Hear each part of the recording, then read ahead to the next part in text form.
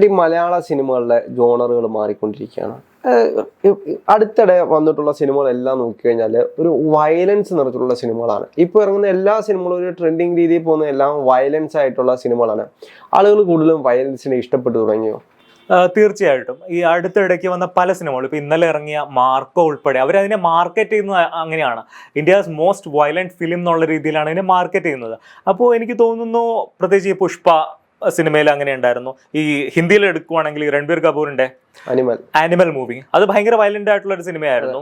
അപ്പോൾ അതുപോലുള്ള പിന്നെ ഭയങ്കരമായിട്ട് ചർച്ച ചെയ്യപ്പെട്ട ഒരു സിനിമയാണ് കിൽ എന്ന് പറഞ്ഞ ഒരു സിനിമ. അപ്പോൾ എനിക്ക് തോന്നുന്നു പൊതുവെ ഈ വയലൻസിനോട് വലിയ താല്പര്യം സമൂഹത്തിന് ഉണ്ടാവുന്നുണ്ട്. അങ്ങനത്തെ സിനിമകൾ എടുക്കുകയാണെങ്കിൽ കുറെ കൂടെ വരുമാനം വിറ്റ് പോകും എന്നുള്ള ഒരു രീതിയുണ്ട്. അത് തികച്ചും ശരിയാണ്. അങ്ങനെയുള്ള ത്രില്ലർ പടങ്ങൾ ആളുകൾ കൂടുതൽ ഇഷ്ടപ്പെടുന്നുണ്ട്. എനിക്കൊന്ന് ഇത് ഏറ്റവും കൂടുതൽ അഫക്റ്റ് ചെയ്യുന്നത് ചെറിയ കുട്ടികളിലാണ്. ഞാൻ കണ്ടിട്ടുണ്ട് ചില കൊച്ചു കുട്ടികളുടെയൊക്കെ സ്റ്റാറ്റസ് കണ്ടു കഴിഞ്ഞാൽ അടി ഇടി വെട്ടും കുത്തും ഒരു മാസ് സാധനമാണ് അടിയും ഇടിയും എന്ന് പറഞ്ഞൊരു ശരി. അത് വളരെ ശരിയാണ്. കാരണം ഒന്ന്, ഈ വയലൻസിനെ ഗ്ലോറിഫൈ ചെയ്യുന്ന സിനിമകളാണ് ഇപ്പോൾ വരുന്നത്. അത് നമ്മുടെ സമൂഹത്തെ പ്രതികൂലമായിട്ടേ ബാധിക്കുകയുള്ളൂ. കാരണം ഒന്ന്, ഇത് കാണുന്നവരിൽ ഉണ്ടാവുന്ന ഒരു സൈക്കോളജിക്കൽ ചേഞ്ച് ഉണ്ട്. ഇതെല്ലാം അക്സെപ്റ്റബിൾ ആണ്. ഇപ്പോൾ ഒരാളെ കൊല്ലുന്നതും ഒരാളെ ആക്രമിക്കുന്നതും പോലീസുകാർ ഇടിക്കുന്നതും ഒക്കെ, അല്ലെങ്കിൽ ഈ സ്ത്രീവിരുദ്ധമായ പരാമർശങ്ങൾ നടത്തുന്നതും ഒക്കെ നാച്ചുറൽ ആണെന്നും വളരെ നോർമലൈസ് ചെയ്യപ്പെടും അവിടെ. അത് നമ്മുടെ സമൂഹത്തെ വലിയ രീതിയിൽ അത് മോശം രീതിയിൽ ബാധിക്കും എന്നുള്ളൊരു സത്യമാണ്. അങ്ങനെ വരുമ്പോൾ നമ്മുടെ കുട്ടികളൊക്കെ വിചാരിക്കും, ഓ ഇത് അത്രേ ഉള്ളൂ, ഒരാളെ അടിച്ചു കഴിഞ്ഞാൽ ഒന്നും സംഭവിക്കത്തില്ല, അവൻ എന്തെങ്കിലും പറഞ്ഞു കഴിഞ്ഞാൽ തിരിച്ച് മാസമായിട്ട് 2 അടി കൊടുത്തു കഴിഞ്ഞാല് വളരെ ഫേക്ക് ആയിട്ടുള്ള ഒരു നറേറ്റീവ് ആണ് ഈ മൂവീസ് സൃഷ്ടിക്കുന്നത്. അടുത്താലും എനിക്ക് തോന്നുന്നു ഏറ്റവും കൂടുതൽ സക്സസ്ഫുൾ ആയിട്ടുള്ള ഒരു മൂവിയാണ് ആവേശം. ആവേശത്തിന്റെ കഥ ശരിക്കും എന്താണ്?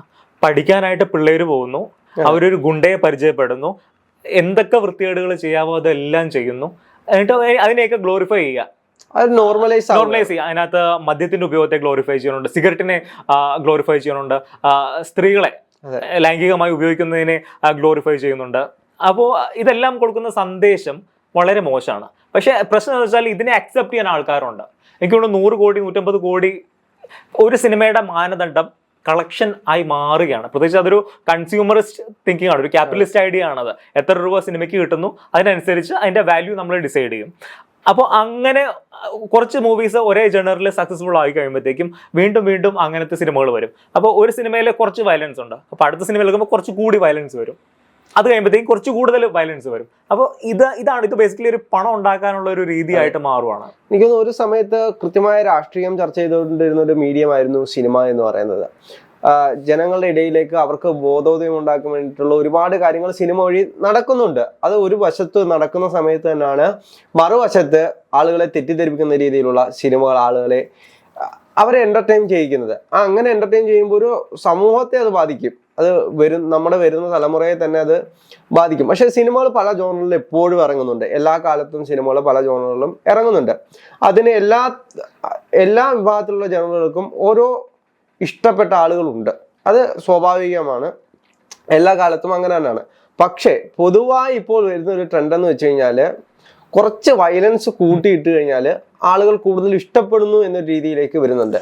ബേസിക്കലി ഇത് ഞാൻ മനസ്സിലാക്കുന്നത് ഒന്ന് അനാർക്കിസം, അരാജകവാദത്തെ പ്രോത്സാഹിപ്പിക്കുന്നതാണ് ഇതുപോലെ വയലന്റ് മൂവീസ്.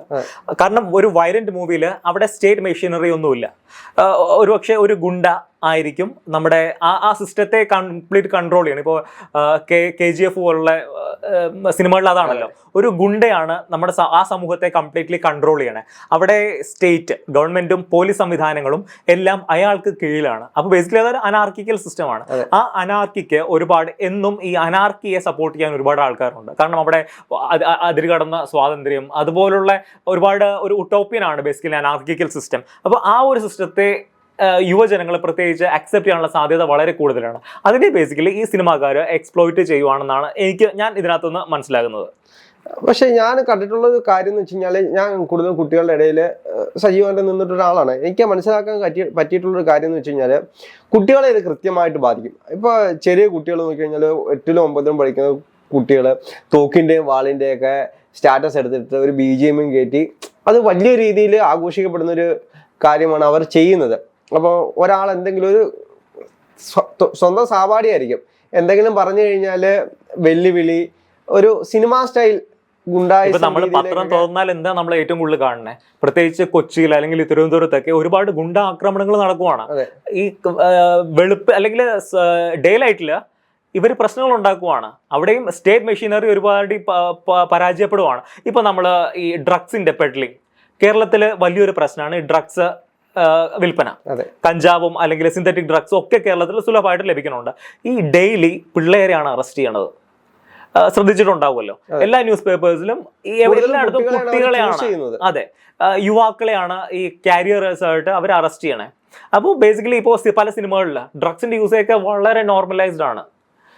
അല്ല, ആളുകൾക്ക് പെട്ടെന്ന് തോന്നിയിട്ടുണ്ട് ഇപ്പോൾ, അതായത് ഡ്രഗ്സ് വിറ്റ് കഴിഞ്ഞാൽ പെട്ടെന്ന് പണക്കാരനാകാം. അതെ അതെ, അത് ഒരു പരിപാടി. ഇവിടെ തൊഴിലില്ലായ്മയും വളരെ രൂക്ഷമാണ്, അതും പറയുന്നു. പക്ഷെ തൊഴിലില്ലായ്മ ഉണ്ടെന്ന് പറഞ്ഞ് ഡ്രഗ്സ് വിൽക്കാനല്ലല്ലോ ഒരാൾ പോകേണ്ടത്. പക്ഷെ അത് ചില കുട്ടികളുടെ ഇടയിൽ ഈ സിനിമകളിലൊക്കെ ഡ്രഗ്സ് യൂസ് ചെയ്യുന്നത് അത് ഭയങ്കരമായിട്ട് ഇൻഫ്ലുവൻസ് ചെയ്യുന്നുണ്ട്. നോർമലൈസ് ആയിട്ടുള്ള രീതിയിലൊക്കെ അവര് അതിനെ കാണും, എടുക്കും. അങ്ങനെ എടുക്കുമ്പോഴാണ് ഈ ഒരു വിഷയം വരുന്നത്. സിനിമകൾ ഇപ്പോൾ നമുക്കറിയാം അത് ഒരു റിയലിസ്റ്റിക് ആയിരിക്കും, അല്ലെങ്കിൽ ഒരു ഫാന്റസി ആയിരിക്കും.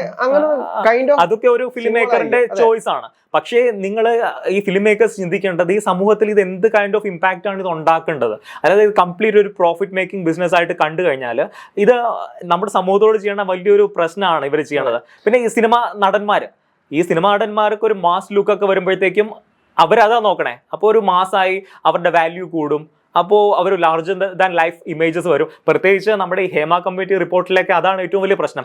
നമ്മൾ ഈ സിനിമാക്കാരെയൊക്കെ എന്തോ വലിയ സംഭവമാണെന്നുള്ള രീതിയിൽ പൊക്കി പിടിക്കുമ്പോഴാണ് ഇവരൊക്കെ ഇങ്ങനത്തെ ഓരോരോ പ്രശ്നങ്ങൾ ഉണ്ടാക്കുന്നത് സമൂഹത്തിൽ. ഏറ്റവും മോശപ്പെട്ട ആൾക്കാരായിട്ട് ഉയർന്നു നിലനിൽക്കുന്ന സിനിമാക്കാരൊക്കെ മാറുന്ന ഒരു സാഹചര്യം. അതെ, ഒരു റിപ്പോർട്ടിലാണ് കുറച്ച് കാര്യങ്ങളെ പുറത്ത് വന്നിട്ടുള്ളൂ, വരാത്ത എത്ര കാര്യങ്ങളുണ്ടാവും. അപ്പോൾ ഇതെല്ലാം ഇവരെ അങ്ങ് ലാർജർ ദാൻ ലൈഫ് ഇമേജ് ഇവർക്ക് കൊടുക്കുക. ഇവര് പല ഈ കണ്ടിട്ടില്ല, പല കോളേജുകളിലൊക്കെ ഇവർ പോകുമ്പോഴത്തേക്ക് ഇവർക്ക് കിട്ടുന്ന റിസപ്ഷൻ, ഇവരെന്തുകൊണ്ട് വലിയൊരു സംഭവം ചെയ്തിട്ട് ഒരു സിനിമയിൽ അഭിനയിച്ചതായിരിക്കും. സിനിമയിൽ ചിലപ്പോൾ മോശം റോൾ ചെയ്ത ആൾക്കാരായിരിക്കും, ചിലപ്പോൾ ഈ ഉദ്ഘാടകര് പല നമ്മൾ കാണുന്നല്ലേ, പല നടിമാരും അവരുടെ കരിയറിൽ ഒരു നല്ല സിനിമ പോലും ചെയ്യാത്ത ആൾക്കാരാ. പക്ഷെ ഡെയിലി ഉദ്ഘാടനമാണ് അവർ. അപ്പോൾ ബേസിക്കലി അത് അവർക്ക് കാശ് കിട്ടാനുള്ള പണം ഉണ്ടാക്കാനുള്ള ഒരു വഴിയാണ്. അപ്പോൾ ബേസിക്കലി ഇവരെല്ലാവരും മാക്സിമം എങ്ങനെ ക്യാപിറ്റൽ അക്യുമുലേറ്റ് ചെയ്യാമെന്ന് മാത്രമേ ചിന്തിക്കുന്നുള്ളൂ. അപ്പോഴും സമൂഹം അവിടെ കിടക്കുന്നു. അല്ല, അതേസമയം തന്നെ നല്ല നല്ല സിനിമകൾ ഇറങ്ങുന്നുണ്ട്. ഇടയ്ക്ക് തന്നെ ചർച്ചാ വിഷയമായിട്ട് സിനിമയായിരുന്നു വെള്ളം എന്ന് പറയുന്ന സിനിമ. ആ ഒരു സിനിമ കണ്ടിട്ട് അജു ജോർജ് മദ്യപാനം നിർത്തി എന്ന് പറഞ്ഞിട്ട് ഒരു സാധനം സോഷ്യൽ മീഡിയ എല്ലാം വൈറലാണ്. കാരണം ആ ഒരു സിനിമ നമ്മൾ എല്ലാവരും കണ്ടതാണ്. ജയസൂര്യ അതിനകത്ത് നല്ല രീതിയിൽ അഭിനയിച്ചിട്ടുണ്ട്. ആ ഒരു കുടിയൻ ഒരു ജീവിതത്തിൽ എങ്ങനെ നശിച്ചു പോകും. നല്ല സിനിമകൾ പല ജനറലായിട്ട് ഉണ്ടാവുന്നുണ്ട്, കലാമൂല്യമുള്ള സിനിമകളുണ്ട്. പക്ഷെ ഇതിന്റെ പ്രശ്നം എന്ന് വെച്ചാൽ ഈ വയലൻസ് ആണ്. സിനിമകളിലേക്ക് കടന്നു വരുന്ന ഈ വയലൻസ്, എന്നിട്ട് അതിനെ വലിയ രീതിയിൽ മാർക്കറ്റ് ചെയ്യുക. ഇതൊരു നോർമലൈസ് ഇതൊക്കെ ഓക്കെയാണ്, ഇതൊക്കെയാണ് ഇത് ശരിയായിട്ടുള്ള കാര്യങ്ങൾ എന്ന് പറയുന്നതിനകത്ത് വലിയ പ്രശ്നമുണ്ട്. അത് ഇപ്പോഴല്ലെങ്കിൽ നാളെ സമൂഹത്തെ വലിയ രീതിയിൽ ബാധിക്കും എന്ന് തീർച്ചയാണ്.